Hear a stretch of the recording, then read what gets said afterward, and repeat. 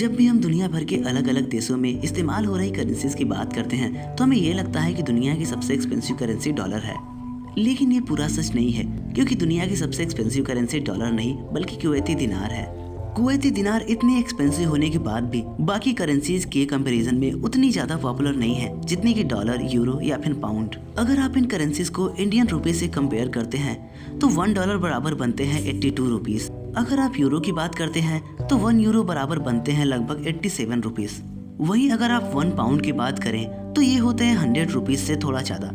लेकिन अगर आप बात करते हैं दुनिया की सबसे महंगी करेंसी यानी कि कुवैती दिनार की, तो ये बनते हैं 1 कुवैती दिनार बराबर 268 रुपीज। भले ही कुवैती दिनार दुनिया की सबसे एक्सपेंसिव करेंसी है, लेकिन अगर हम बात करें दुनिया की सबसे पावरफुल करेंसी की तो वो है यूएस डॉलर। लेकिन अगर यूएस डॉलर सबसे एक्सपेंसिव करेंसी नहीं है तो ये सबसे पावरफुल करेंसी कैसे बनी? तो इसके पीछे बहुत से रीजंस हैं। पहला रीजन है गोल्ड यानी कि सोना। दुनिया में सबसे ज्यादा सोना अमेरिका में निकाला जाता है। जब भी कोई देश अमेरिका से सोना खरीदता है तो उसे अमेरिका को डॉलर में ही पे करना पड़ता है। दूसरा रीजन है वेपन यानी कि हथियार। दुनिया भर में हथियार बनाने वाली सबसे ज्यादा कंपनियां अमेरिका की ही है। जब भी किसी देश को हथियार चाहिए होता है तो अमेरिका पर ही डिपेंड रहता है और हथियार के बदले अमेरिका को उसे डॉलर में पे करना पड़ता है। तीसरा बड़ा रीजन है ऑयल यानी कि तेल। इराक, ईरान सहित अरब देशों में तेल निकालने वाली जितनी भी कंपनियां हैं वो ज्यादातर अमेरिका की ही हैं, इसलिए ये कंपनियां डॉलर में ही पेमेंट लेती हैं। साथ ही दुनिया भर में 85% ट्रेड डॉलर से ही किया जाता है। ऐसे ही और भी कई रीजंस हैं, इसलिए डॉलर एक इंटरनेशनल करेंसी भी मानी जाती है। लेकिन हम अपने पॉइंट पर आते हैं जो कि है मोस्ट एक्सपेंसिव करेंसी कुवैती दिनार। तो आखिर ऐसी क्या वजह है जिसकी वजह से कुवैती दिनार इतनी ज्यादा एक्सपेंसिव है? ये बात जानने के लिए हमें चलना पड़ेगा 70-80 साल पहले। उस समय पर कुवैत में जो करेंसी इस्तेमाल की जाती थी उसे इंडियन गवर्नमेंट द्वारा इशू किया जाता था। रिजर्व बैंक ऑफ इंडिया उस टाइम पे कुवैत की करेंसी बनाया करता था।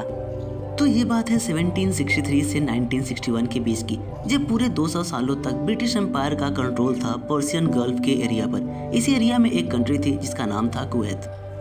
तो यहाँ पर ब्रिटिश इंडिया सरकार ने देखा कि कुवैत की जो इकॉनमी है वो एक छोटी इकॉनमी है और इस छोटी इकॉनमी के लिए उन्होंने कोई अलग से करेंसी लाना जरूरी नहीं समझा और ये डिसीजन लिया गया कि क्यों ना हम वही सेम करेंसी कुवैत में इस्तेमाल करें जो इंडिया में इस्तेमाल की जा रही है। तो इस तरह से कुवैत में रुपी को इस्तेमाल करने का डिसीजन ब्रिटिश इंडिया सरकार का था। फाइनली 1947 में इंडिया को ब्रिटिश रूल से आज़ादी मिल ही जाती है। आज़ादी के बाद इंडिया ने कुवैत को परमिशन दे रखी थी कि अगर वो चाहे तो इंडियन रुपी को इस्तेमाल कर सकते हैं। लेकिन इस परमिशन से इंडिया को प्रॉब्लम भी झेलनी पड़ रही थी। वो प्रॉब्लम थी गोल्ड ट्रैफिकिंग की। स्मगलर्स गल्फ के एरिया से गोल्ड ले आकर इंडिया में बेचते और फिर इंडियन करेंसी को गल्फ कंट्रीज में ले जाकर बाकी फॉरेन करेंसी में एक्सचेंज करा लेते थे। इस गोल्ड ट्रैफिकिंग की वजह से इंडिया की इकोनॉमी पर अच्छा खासा प्रभाव पड़ रहा था।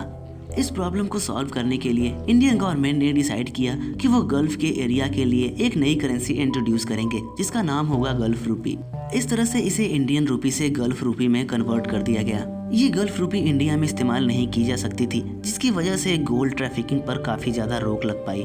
इसके बाद 1961 में कुवैत भी ब्रिटिश रूल से आजाद हो जाता है और फिर 1963 में कुवैत पहली अरब कंट्री बन जाती है पार्लियामेंट्री इलेक्शन कंडक्ट करवाने वाली और अपना खुद का कॉन्स्टिट्यूशन लाने वाली। 1970 तक कुवैत काफी ज्यादा प्रोग्रेस कर लेता है।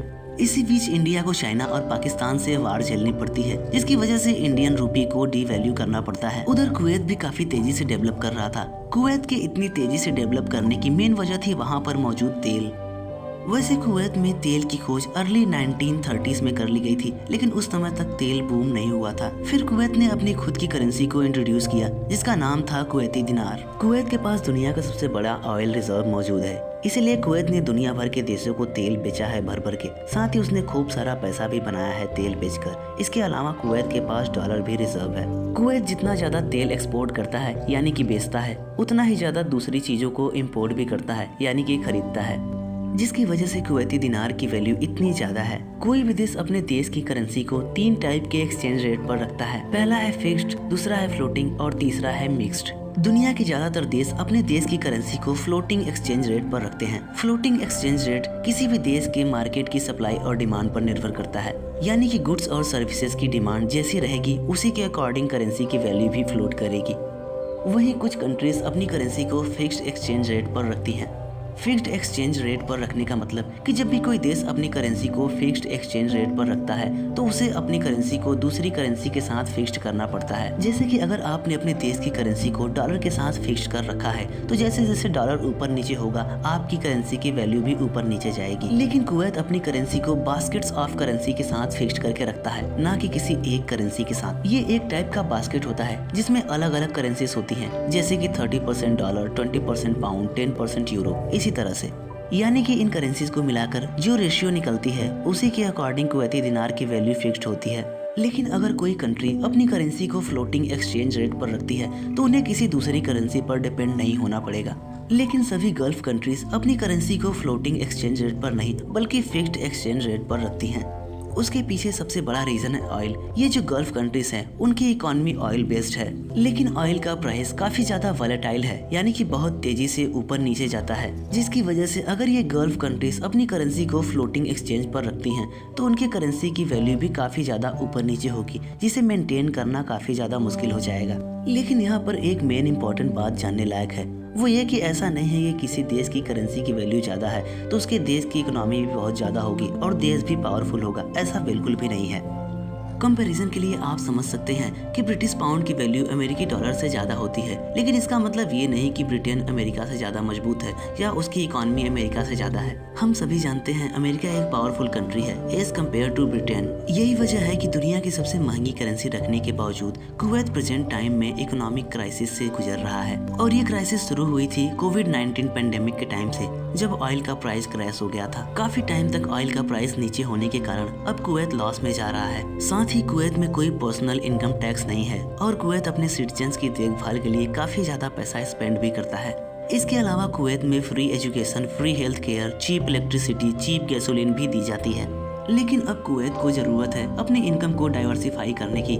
वहाँ की सरकार भी सोच रही है अपने रेवेन्यू सोर्सेज को अलग अलग रिन्यूएबल एनर्जी में इन्वेस्ट करने के लिए, क्योंकि ऑयल पर ज्यादा टाइम तक डिपेंड नहीं रहा जा सकता।